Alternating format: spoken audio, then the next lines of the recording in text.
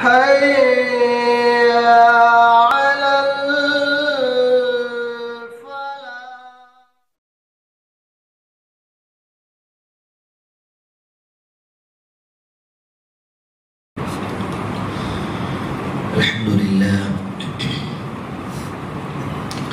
الحمد لله نحمده ونستعينه ونستغفره ونعوذ بالله من شرور أنفسنا ومن سيئات أعمالنا من يهده الله فلا مضل له ومن يضلل فلا هادي له وأشهد أن لا إله إلا الله وحده لا شريك له وأشهد أن محمدا عبده ورسوله أما بعد فإن خير الحديث كتاب الله وخير الهدي هدي محمد صلى الله عليه وسلم وشر الأمور محدثاتها وكل محدثة بدعة وكل بدعة ضلالة وفي رواية كل ضلالة في النار. أعوذ بالله من الشيطان الرجيم. بسم الله الرحمن الرحيم.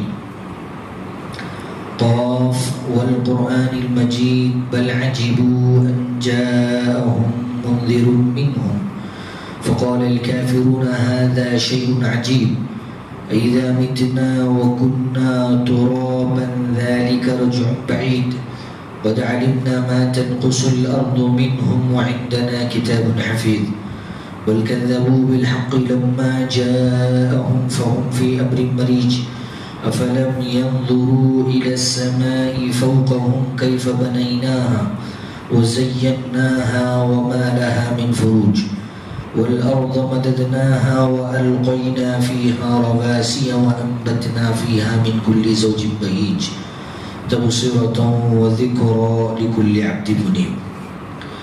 تمام تعریفات و توصیفات حمد و ثنا بڑائی کبریائی بزرگی صرف ایک اللہ وحدہ لا شریک کے لیے ہی لائق و سزاوار ہے جو اس کائنات کا پالنہار ہے روز جزا کا مالک ہے. ہم اسی کی عبادت کرتے ہیں اور اسی سے مدد طلب کرتے ہیں. وہ اکیلا ہے، بے نیاز ہے، نہ تو وہ کسی سے پیدا ہوا اور نہ اس سے کوئی جنا گیا اور اس کے برابر کوئی نہیں، اس کے علاوہ کوئی حقیقی معبود نہیں. وہ عرش بری کا مالک ہے. ساتوں آسمانوں اور زمین کے درمیان جتنی ساری چیزیں ہیں وہ اسی کے قبضے قدرت میں ہیں. نہ تو اسے نیند آتی ہے اور نہ ہی وہ علیم ہے، بصیر ہے، ستار ہے، غفار ہے، قہار ہے، جبار ہے. اور بے شمار درود و سلام نازل ہوں پیارے حبیب محمد مصطفیٰ صلی اللہ علیہ وسلم پر جن کے ذریعے سے ہم تک یہ دین اسلام پہنچا. محترم حاضرین جمعہ اور اسلامی ماں اور بہنوں، پچھلے خطبہ جمعہ میں سعادت و کامیابی اور کامرانی کی علامات کے موضوع پر کچھ باتیں آپ کے سامنے رکھی گئی تھی کہ اگر کسی آدمی کے اندر اطاعت و فرمانبرداری کا جذبہ ہو اور وہ اطاعت و فرمانبرداری اللہ اور اس کے رسول صلی اللہ علیہ وسلم کی زندگی میں کرتا ہو اور برابر اس کے اوپر قائم ہو تو یہ اس کی کامیابی کی علامت ہے. دوسری علامت یہ بتلائی گئی تھی کہ جو آدمی اپنے ہر عمل میں اللہ کے نبی صلی اللہ علیہ وسلم کی سنت کو تلاش کرتا ہو اور آپ کا نمونہ اور آپ کے اسوہ حسنہ کو فالو کرتا ہو اور سامنے رکھ کر آپ کی زندگی کو سامنے رکھ کر اسی کے مطابق وہ عمل کرنے کی کوشش کرتا ہو تو ایسا آدمی بھی کامیاب آدمی ہے اور یہ کامیابی کی علامت ہے.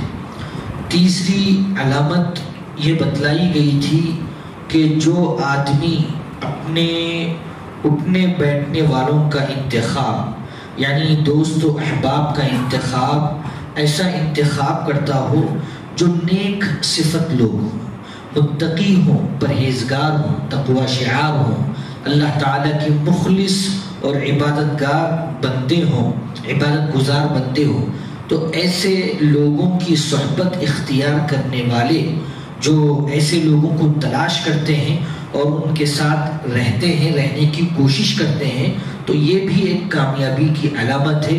وہ آدمی کامیاب ہے. ایک چوتھی علامت جس کا باقاعدہ ہم ایک دوسرے انداز سے اس کا تذکرہ سن بھی چکے ہیں اور بارہا سنتے بھی ہیں، وہ ہے حسن اخلاق۔ حسن اخلاق، بہترین اخلاق، اچھے اخلاق جس آدمی کے اندر پائے جاتے ہوں وہ بھی کامیاب آدمی ہے، دنیا میں بھی اور آخرت میں بھی۔ یہ ساری چیزیں ایمان کے ساتھ شرط ہیں۔ ویسے تو بہت سارے لوگ دوسرے بھی با اخلاق ہوتے ہیں لیکن ایمان نہیں ہوتا ہے، تو ان کا اخلاق دنیاوی زندگی کی حد تک ان کو فائدہ پہنچاتا ہے لیکن اخروی زندگی میں ان کو وہ چیز کچھ بھی فائدہ نہیں پہنچاتی۔ یہ تو ایک مومن ہی کا خاصہ اور حصہ ہے کہ وہ چونکہ ایمان رکھتا ہے اللہ رب العزت کے اوپر، یوم آخرت کے اوپر، اس کے رسولوں کے اوپر، اچھی بری تقدیر کے اوپر، اور جب اس کے اندر اخلاق جیسی بہترین اعلیٰ عمدہ صفت بھی پائی جائے تو پھر سونے پہ سہاگا، وہ چیز یعنی کامیابی کی علامت ہے۔ چنانچہ اللہ تعالیٰ نے قرآن مجید کے اندر اللہ کے نبی صلی اللہ علیہ وسلم کے تعلق سے فرمایا، سورہ قلم آیت نمبر 4 میں، وَإِنَّكَ لَعَلَى خُلُقٍ عَظِيمٍ، اے اللہ کے نبی محمد مصطفیٰ صلی اللہ علیہ وسلم یقیناً آپ بہترین اخلاق پر فائز ہیں، آپ عمدہ اور اچھے بلند اخلاق پر فائز ہیں۔ اور خود اللہ کے نبی صلی اللہ علیہ وسلم نے یہ بات بیان فرمائی، مسند احمد کی روایت ہے، انما بعثت لأتمم صالح الاخلاق، میں بھیجا گیا ہوں تاکہ بہترین اچھے عمدہ اخلاق کو مکمل کروں۔ تو یہ جو اخلاق کی صفت ہے بہت ہی اہمیت کی حامل ہے اور بہت زیادہ اللہ رب العزت کے پاس اس کی قدر و منزلت ہے۔ آپ اس حدیث سے بھی اندازہ لگا سکتے ہیں کہ اللہ کے نبی صلی اللہ علیہ وسلم نے یہ بات بیان فرمائی کہ کل قیامت کے دن میزان حسنات میں ایک آدمی کے جب نامہ اعمال تولے جائیں گے تو اس کے اندر سب سے زیادہ وزنی اور بھاری چیز اخلاق ہوں گے۔ اخلاق ہی کی وجہ سے بہت سارے لوگ جنت میں جائیں گے، جہنم سے ان کو آزادی ملے گی، اور اخلاق ہی کی وجہ سے اللہ رب العزت دنیا کے اندر بھی ان کا مقام و مرتبہ اونچا کرتا ہے، بلند کرتا ہے۔ وہ حد العزیز ہوتے ہیں لوگوں کے درمیان، ان کی محبت ہوتی ہے اور بہت ساری چیزیں۔ اللہ نبی صلی اللہ علیہ وسلم کے اخلاق خود قرآن نے گواہی دی، اللہ کے نبی صلی اللہ علیہ وسلم نے اپنی زبان رسالت سے اپنے تعلق سے اس بات کی شہادت دی کہ میں بھیجا گیا ہوں بہترین اخلاق کو مکمل کرنے کے لیے۔ اور عائشہ رضی اللہ عنہا سے پوچھا گیا کہ آپ کے اخلاق کیسے تھے، تو حضرت عائشہ رضی اللہ عنہا فرماتی ہیں کہ اللہ کے نبی صلی اللہ علیہ وسلم کے اخلاق کان خلقہ القرآن، آپ کے اخلاق تو سراپا قرآن تھے۔ قرآن آپ پڑھیے، اس کے اندر جو چیزیں، جن چیزوں کا حکم دیا گیا ہے، جن صفات کا ذکر کیا گیا ہے، وہ ساری خوبیاں، وہ ساری صفات اللہ کے نبی صلی اللہ علیہ وسلم کے اندر پائی جاتی تھی۔ آپ کی بعثت سے پہلے خود اللہ کے نبی صلی اللہ علیہ وسلم کی ذات مبارکہ کے تعلق سے لوگوں کو یہ علم تھا کہ آپ امین ہیں، آپ سچے ہیں، اور حضرت خدیجہ رضی اللہ عنہا نے آپ کی وہ بہترین صفات کا ذکر فرمایا جو جب سب سے پہلے وحی کا یعنی اللہ کے نبی صلی اللہ علیہ وسلم کے اوپر وحی اتری، آپ آئے دوڑے دوڑے، کیونکہ پہلا مسئلہ تھا اور اس سے پہلے آپ کو کبھی تجربہ نہیں ہوا تھا اور آپ کو محسوس ہوا کہ میری جان جانے والی ہے، تو آپ نے فرمایا حضرت خدیجہ رضی اللہ عنہا کو کہ زملونی زملونی، چادر اٹھاؤ میرے اوپر، چادر، ڈر ہو رہا ہے خوف کے مارے۔ تو حضرت عائشہ رضی اللہ عنہ پوچھتی ہیں آخر ماجرا کیا ہے، تو کہتے ہیں کہ مجھے اپنے جان کا خوف ہے۔ تو حضرت عائشہ خدیجہ رضی اللہ عنہ اس وقت اللہ کے نبی صلی اللہ علیہ وسلم کی جن صفات کا تذکرہ فرماتی ہیں وہ کیا تھی؟ ہرگز نہیں، اللہ تعالیٰ آپ کو کبھی برباد نہیں کرے گا۔ کیوں؟ اس لیے کہ آپ یتیموں کی خبر گیری کرتے ہیں، مسکینوں کی مدد کرتے ہیں، آپ جو لوگ بوجھ نہیں اٹھا سکتے ان کا بوجھ اٹھاتے ہیں، آپ دوسروں کی مدد کرتے ہیں اور دوسروں کو پوچھتے ہیں، بہت ساری ایسی صفات گناتے ہیں۔ اس لیے اللہ تعالیٰ آپ کو ہرگز برباد نہیں کرے گا۔ تو یہ صفات اللہ کے نبی صلی اللہ علیہ وسلم کے اندر پائی جاتی تھی. کسی نے پوچھا اللہ کے نبی صلی اللہ علیہ وسلم گھر میں کیا کرتے ہیں؟ تو جواب ملا کہ گھر میں جب آتے ہیں اللہ کے نبی صلی اللہ علیہ وسلم، چونکہ آپ رقیق القلب تھے اور آپ جانتے تھے، آپ اپنے گھر والوں کے کاموں میں ہاتھ بٹاتے تھے. چنانچہ صحابیہ، آپ امہات المؤمنین میں سے ایک صحابیہ نے جواب دیا کہ اللہ کے نبی صلی اللہ علیہ وسلم ہمارے گھر میں جب آتے تھے تو ہمارا ہاتھ بٹاتے تھے. آپ اپنے کپڑے دھو رہے ہیں یا کپڑے سی رہے ہیں، اپنے جوتے سی رہے ہیں، یا اسی طریقے سے اپنے گھر والی کا ہاتھ بٹا رہے ہیں، یہ سارے کام اور بھی دوسرے بہت سارے کام ہیں. ایک لمبی فہرست ہے اخلاق کی، اچھی صفات کی، جن کا ذکر کیا جا سکتا ہے کسی خاص موقع سے. تو یہ بتانے کا مقصد یہ ہے کہ اخلاق ایک ایسی چیز ہے، ایک ایسی صفت ہے کہ آدمی کے اندر جب یہ پائی جائے تو پھر اس کا مقام دنیا میں بھی بلند ہوتا ہے اور آخرت میں بھی اللہ رب العزت کے پاس بلند ہو جاتا ہے. لہذا اخلاق کو حاصل کرنے کی کوشش کرنی چاہیے اور اخلاق اپنے اندر پیدا کرنے کی کوشش کرنی چاہیے، اس لیے کہ بد اخلاقی یہ نفرت کا باعث بنتی ہے، دشمنی کا باعث بنتی ہے، لوگ دور ہوتے ہیں. اسی وجہ سے اللہ تعالیٰ نے قرآن مجید کے اندر اللہ کے نبی صلی اللہ علیہ وسلم کی وہ بہترین صفت جو آپ کے اندر موجود تھی، یعنی آپ رحمت للعالمین تھے، آپ کے اندر رحمت تھی، شفقت تھی، مہربانی تھی، رحم دلی تھی. آپ نے اللہ نے فرمایا وَلَوْ كُنْتَ فَضًّا غَلِيظَ الْقَلْبِ لَانْفَضُّوا مِنْ حَوْلِكَ. اللہ کے نبی صلی اللہ علیہ وسلم آپ سخت دل، سخت خوب ہوتے تو اتنے سارے لوگ آپ کے ارد گرد جمع نہ ہوتے. تو یہ بہترین اخلاق ہے. ان اخلاق کو جب ہم اپنے اندر پیدا کریں، یا جن کے اندر اخلاق کی جیسی خوبیاں، اخلاقی خوبیاں پائی جا رہی ہیں، تو سمجھ لو کہ وہ آدمی کامیاب آدمی ہے، دنیا میں بھی اور آخرت میں بھی. یہ چوتھی علامت ہے. پانچویں علامت یہ ہے کہ آدمی لوگوں کے ساتھ احسان کا معاملہ کرے، لوگوں کے ساتھ بھلے طریقے سے پیش آئے، لوگوں کے ساتھ معروف طریقے سے پیش آئے، یعنی لوگوں کے ساتھ قولی اعتبار سے بھی اور فعلی اعتبار سے بھی ان کے ساتھ اچھا معاملہ کریں. احسان یہ عدل سے اوپر کی چیز ہے. عدل کا مطلب یہ ہے کہ آدمی برابر سرابر کا معاملہ کرے. جیسے مثال کے طور پر کسی آدمی نے کسی کو مارا تو وہاں پر عدل یہ ہے کہ آدمی اپنا اتنا بدلہ لے لے جتنا اس نے مارا ہے، اور احسان یہ ہے کہ معاف کر دے. اگر آدمی کسی سے پیسہ لیا ہے تو واپس جب لوٹا رہا ہے تو یہ عدل ہے. جتنا لیا ہے اتنا وہ لے رہا ہے، اتنا وہ دے رہا ہے. لیکن دینے والا اپنی طرف سے بغیر کسی مطالبے کے خوشی کے ساتھ مزید اس کو دے رہا ہے، یہ احسان ہے. اسی وجہ سے اللہ تعالیٰ نے قرآن مجید کے اندر بطور خاص والدین کے تعلق سے فرمایا وَبِالْوَالِدَيْنِ احسانا. والدین کے ساتھ ان کا جو فرض بنتا ہے آپ کے اوپر، آپ کا جو فرض بنتا ہے ان کے اوپر، اس کے حساب سے تو معاملہ کرنا ہی کرنا ہے، مزید کرنا ہے، اس سے بڑھ کے کرنا ہے، اس سے آگے کرنا ہے. یہ حکم اللہ تعالیٰ نے قرآن مجید کے اندر فرمایا. تو احسان بڑی اہم چیز ہے. لوگوں کے ساتھ بھلائی اور احسان کا معاملہ بڑی اہم چیز ہے. چنانچہ اللہ تعالیٰ نے قرآن مجید کے اندر فرمایا سورۃ النساء نمبر 114 میں لا خیر فی کثیر من نجواہم الا من امر بصدقہ او معروف او اصلاح بین الناس. بہت ساری سرگوشیاں ہوتی ہیں، لوگ بیٹھتے ہیں آپس میں خاموشی کے ساتھ، رازداری کے ساتھ باتیں کرتے ہیں، لیکن ان باتوں میں، ان سرگوشیوں میں، میٹنگوں میں اور ان گفتگوؤں میں بہت ہی کم ایسے ہوتے ہیں جو خیر والی بیٹھکیں ہوتی ہیں. اللہ تعالیٰ نے فرمایا کہ الا من امر بصدقہ. اگر اس بیٹھک میں، اس مجلس میں اور اس گفتگو میں، اس رازداری کی باتوں میں، ان سرگوشیوں میں اگر کوئی آدمی کسی آدمی کو صدقے پہ ابھار رہا ہے، صدقہ کرو، تم اللہ تعالیٰ کے راستے میں نکالو، اللہ تعالیٰ نے مال دیا ہے تمہیں، اللہ تعالیٰ کے راستے میں خرچ کرو.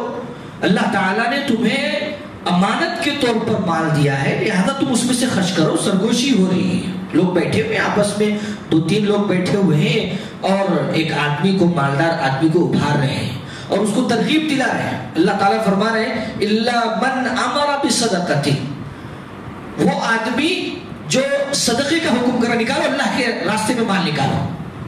یہ جو سرگوشی ہے خیر کی سرگوشی ہے، بھلائی کی سرگوشی ہے، اس میں خیر پایا جاتا ہے.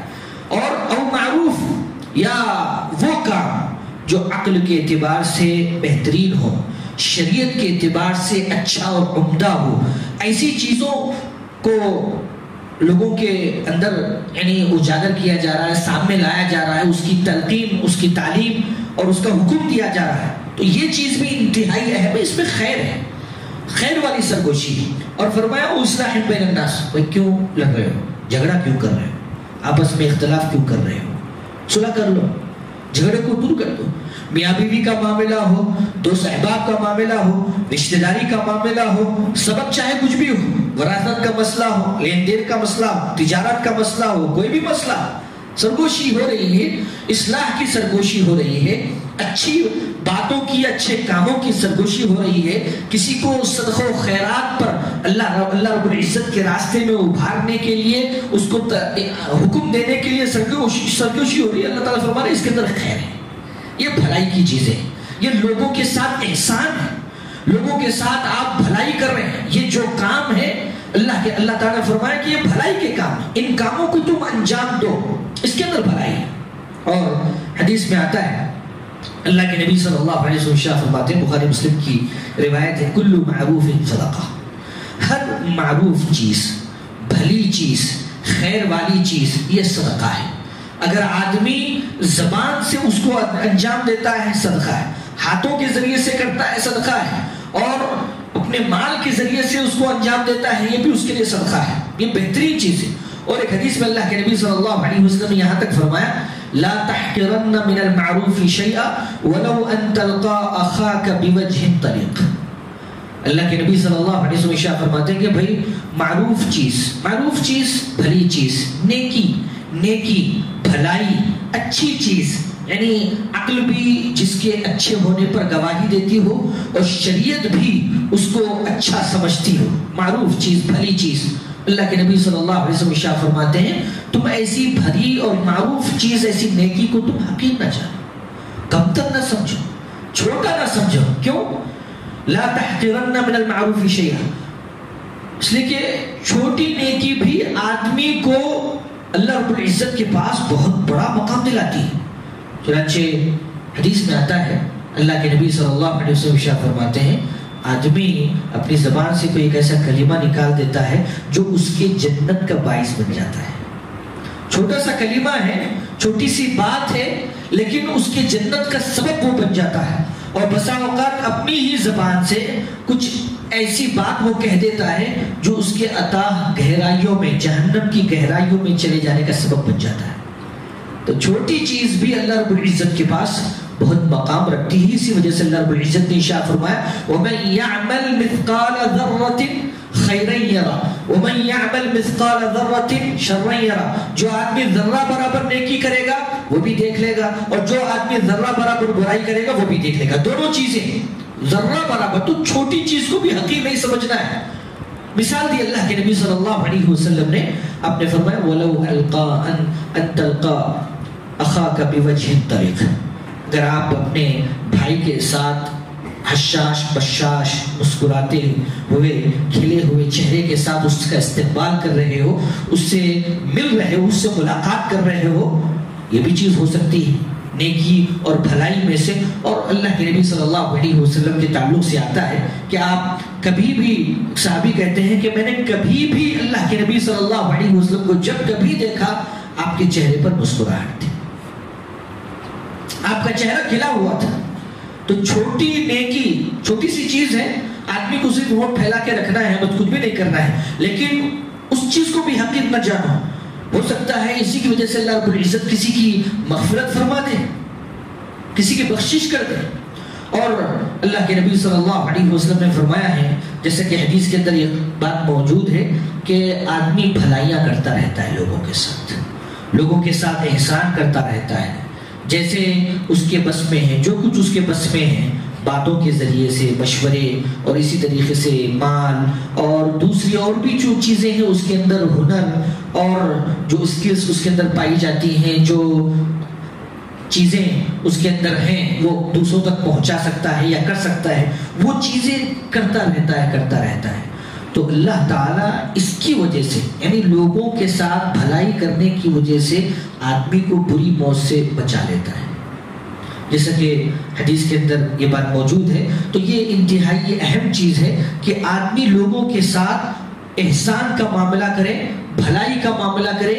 جو آدمی اس کام میں لگا ہوا ہے، لوگوں کے ساتھ بھلائی کرنے میں لگا ہوا ہے، ان کو فائدہ پہنچانے میں لگا ہوا ہے، ان کو خیر پہنچانے میں لگا ہوا ہے، ان کو شر سے بچانے کی کوشش میں لگا ہوا ہے، سمجھ لو اس کے اندر کامیابی کی علامت پائی جا رہی ہے. وہ آدمی اللہ رب العزت کے پاس کامیاب آدمی ہے. ایک چھٹی علامت وہ ہے مسلمان لوگوں کے ساتھ رابطہ، ان کے ساتھ تعلق، ان کے ساتھ اپنے تعلق کو مضبوط کرنا، استوار کرنا اور مسلمانوں کے ساتھ رہنا. یہ انتہائی اہم چیز ہے.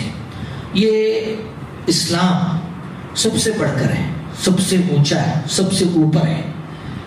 حتیٰ کہ رنگ و نسل سے، زبان سے اور اسی طریقے سے علاقہ اور آپ کا شہر، آپ کا ملک، ہر چیز سے اٹھ کر اوپر جو سب سے اوپر چیز آتی ہے وہ اسلام ہے.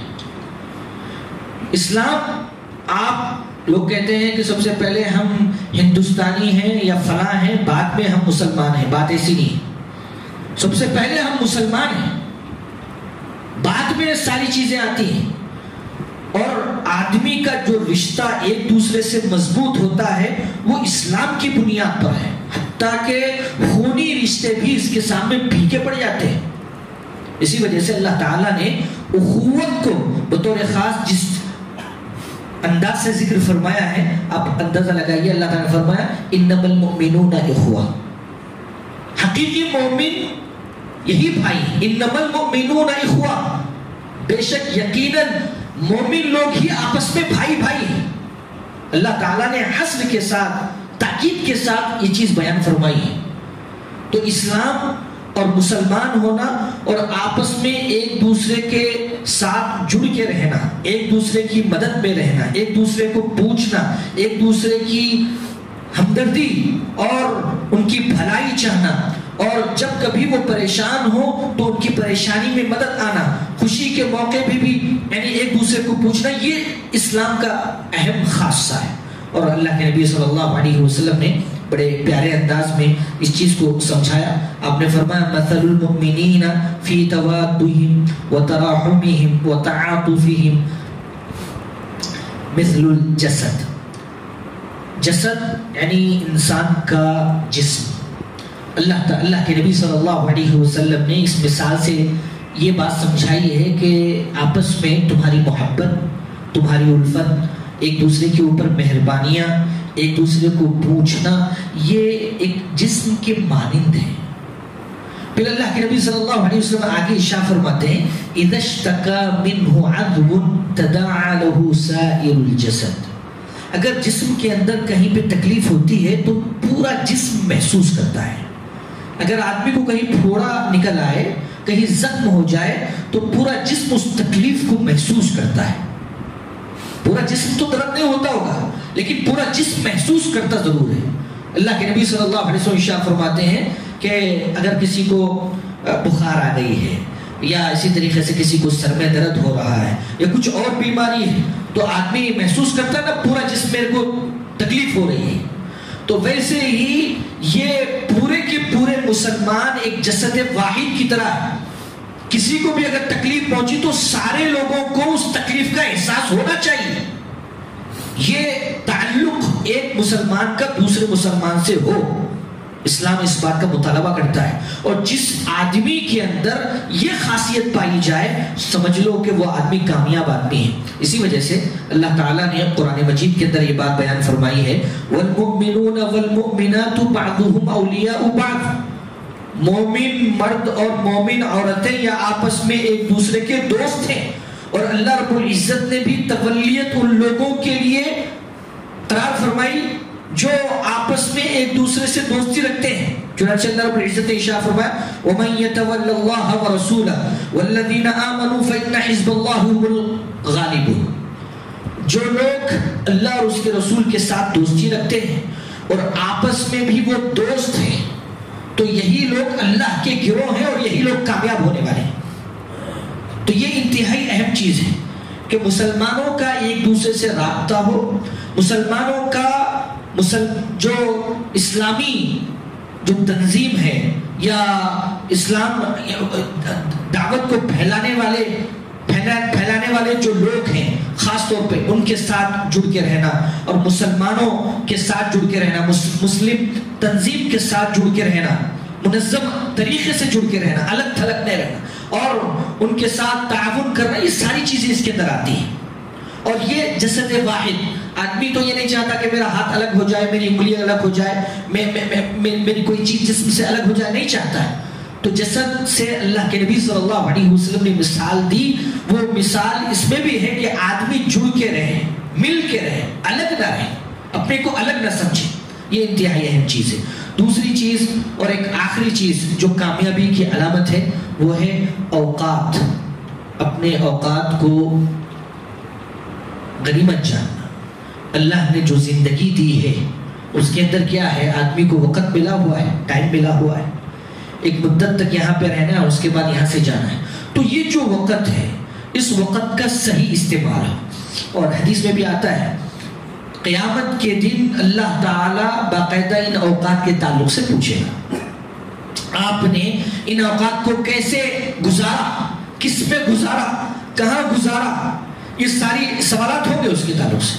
تو جو آدمی اپنے اوقات کو, ظاہر سی بات ہے اگر آدمی اچھا عمل کر رہا ہے, نیک عمل کر رہا ہے, اپنے اوقات کو اچھی چیزوں میں لگا رہا ہے تو وہ دنیا اور آخرت دونوں میں کامیاب ہے.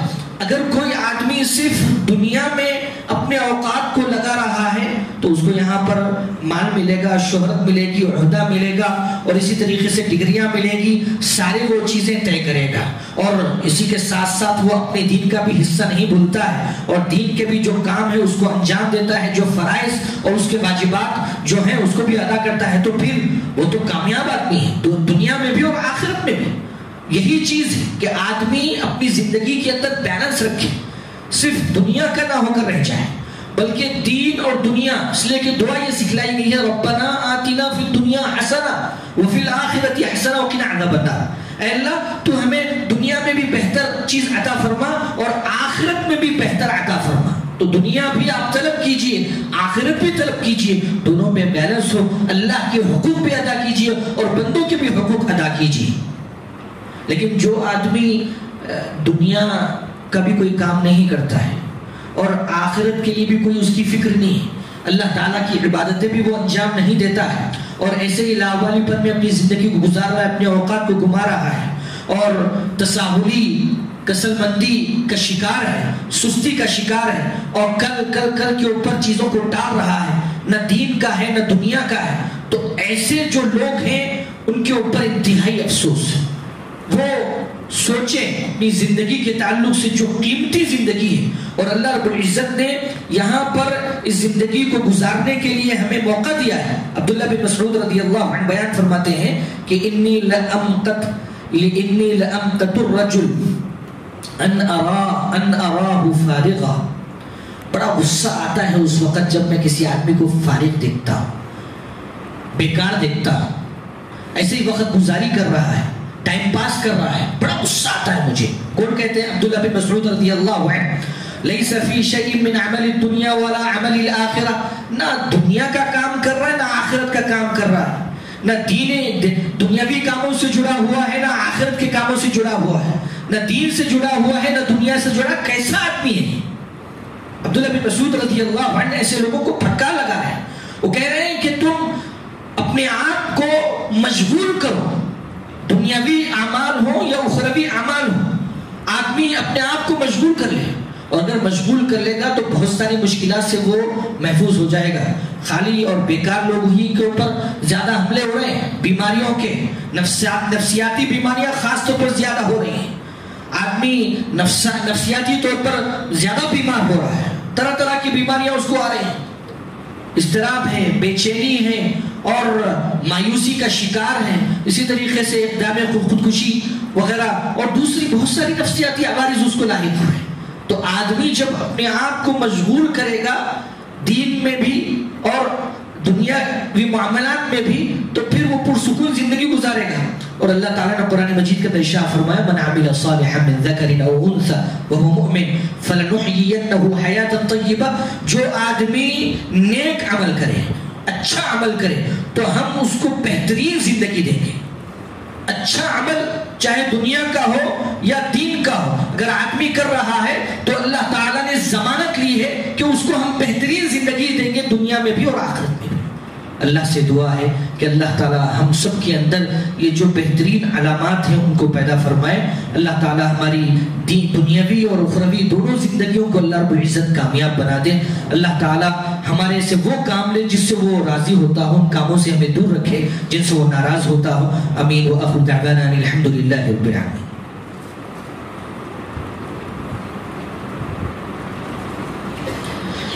الحمد لله نحمده ونستعينه ونستغفره ونعوذ بالله من شرور أنفسنا ومن سيئات أعمالنا من يهده الله فلا مضل له ومن يضلل فلا هادي له وأشهد أن لا إله إلا الله وحده لا شريك له وأشهد أن محمدا عبده ورسوله. أما بعد فإن خير الحديث كتاب الله وخير الهدي هدي محمد صلى الله عليه وسلم وشر الأمور محدثاتها وكل محدثة بدعة وكل بدعة ضلالة وفي رواية كل ضلالة في النار. أعوذ بالله من الشيطان الرجيم. بسم الله الرحمن الرحيم. إن الله وملائكته يصلون على النبي يا أيها الذين آمنوا صلوا عليه وسلموا تسليما. اللهم صل على محمد وعلى آل محمد كما صليت على إبراهيم وعلى آل إبراهيم إنك حميد مجيد. اللهم بارك على محمد وعلى آل محمد كما باركت على إبراهيم وعلى آل إبراهيم إنك حميد مجيد. إن الله يأمر بالعدل والإحسان وإيتاء ذي القربى وينهى عن الفحشاء والمنكر ولذكر الله أكبر. أقول قولي هذا استغفر الله لي ولكم ولسائر المسلمين.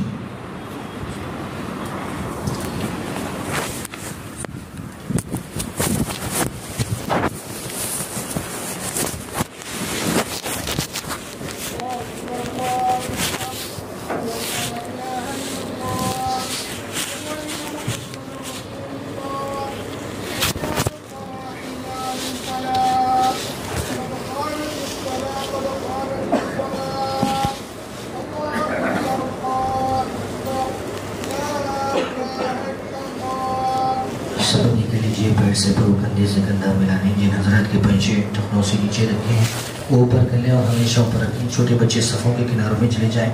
خواتین حضرات بھی اسی انداز میں اپنے صفوں کو درست کریں. آپ کا ڈھکنا بازو والے کے ڈھکنے کے بالکل برابر ہونا چاہیے.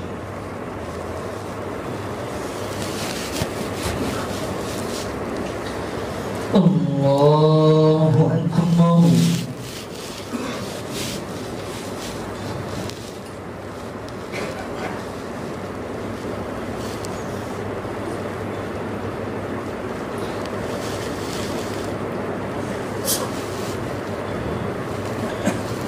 الحمد لله رب العالمين الرحمن الرحيم مالك يوم الدين إياك نعبد وإياك نستعين اهدنا الصراط المستقيم صراط الذين أنعمت عليهم غير المغضوب عليهم ولا الضالين.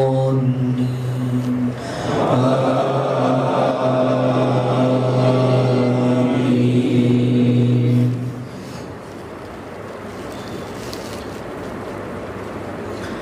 سبح اسم ربك الأعلى الذي خلق فسوى والذي قدر فهدى والذي أخرج المرعى فجعله غثاء نحوا سنقرئك فلا تنسى إلا ما شاء الله إنه يعلم الجهر وما يخفى صفا ونيسرك لليسرى فذكر إن نفعت الذكرى سيذكر من يخشى ويتجنبها الأشقى الذي يصلى النار الكبرى ثم لا يموت فيها ولا يحيا قد أفلح من تزكى الله أكبر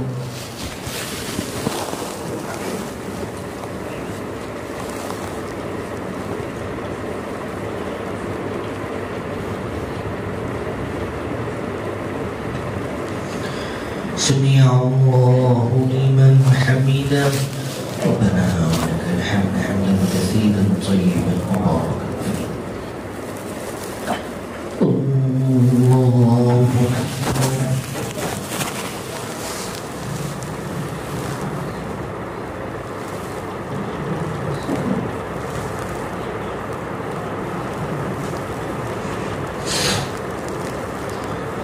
الله أكبر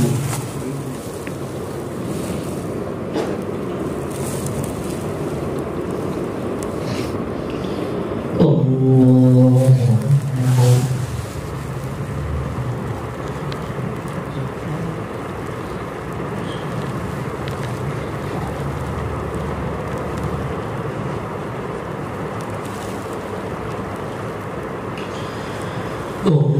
الله أكبر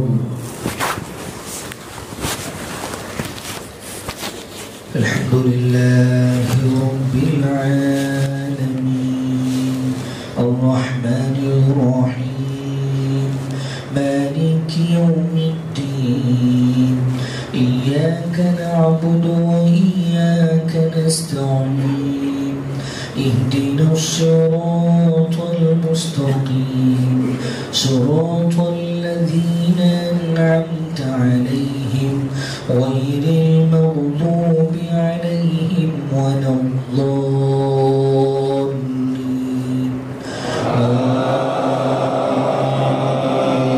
آمين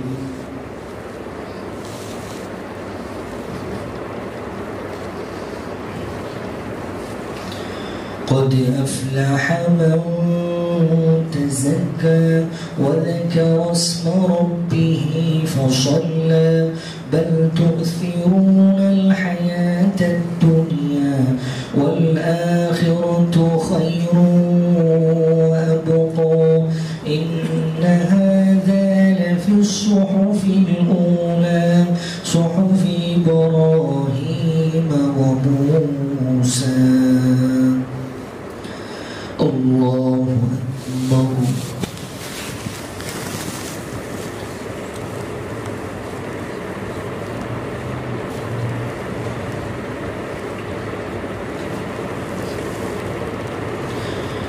سمع الله لمن حمده ربنا ولك الحمد حمدا كثيرا طيبا مباركا الله أكبر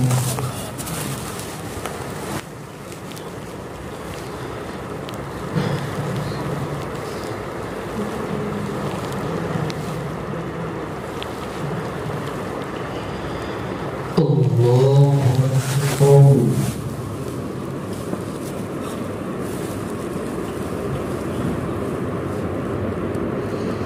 الله أكبر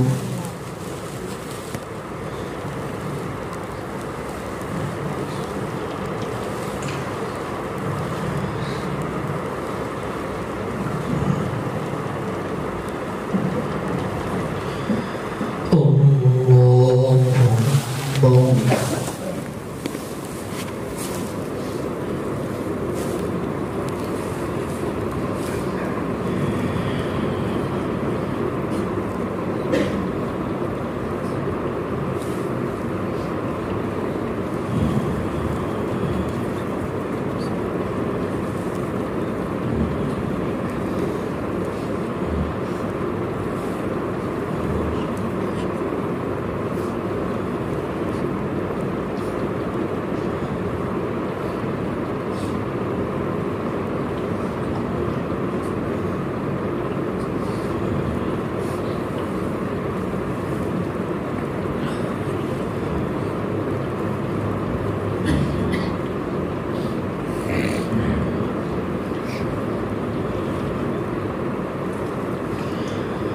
السلام عليكم ورحمة الله.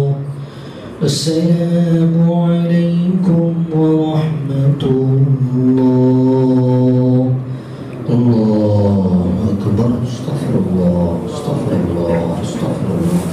اللهم أنت السلام تبارك ذا الجلال والإكرام.